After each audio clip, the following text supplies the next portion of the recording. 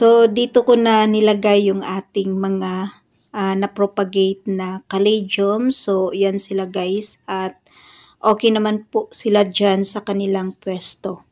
Hello everyone, ito po si Charching ng Succulent Davao and welcome sa ating YouTube channel. And for today's video, so heto na guys yung update sa ating mga caladium na nipat po natin or itinanim po natin sa plastic container. So, yan na sila guys. So, okay naman po sila dahil gustong-gusto po ng ating mga plant ng maulan na panahon. So, yan na sila. And then, ngayon po guys ay update sa ating weather. So, yan medyo maulan pa and then wala pa pong araw. Makulimlim po dito sa ating location. So, yan na sila guys. And then, ayan, medyo okay na yung ating mga plant. Ayan, pag tumayo na po yung kanilang dahon, ayan, okay na po yung ating plant. And then, kunan lang po natin ng dry leaves yung ating caladium. Then, heto guys, yung aking mga cactus na tinanim ko dito sa mga maliliit na pot. So, yan sila guys. Ito yung ating black gymno na monster siya guys. Ayan na siya. Medyo malaki na yung ating plant. So, hindi ko pa nadiligan.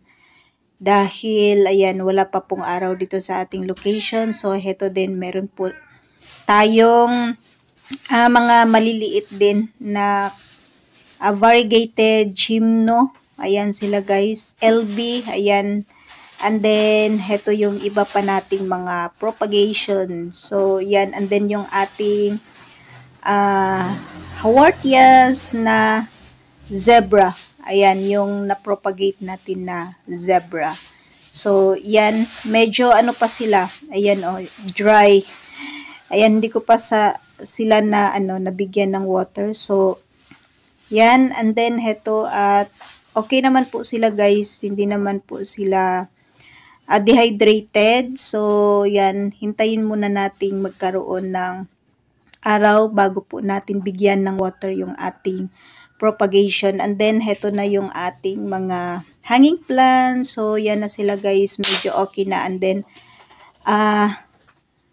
meron ng mga panibagong dahon yung ating hanging plants. So, yan guys yung update sa ating mga na propagate na caladium dito sa ating munting garden. And that's for today guys. Maraming salamat po sa inyong panonood dito sa ating YouTube channel. Thanks for watching.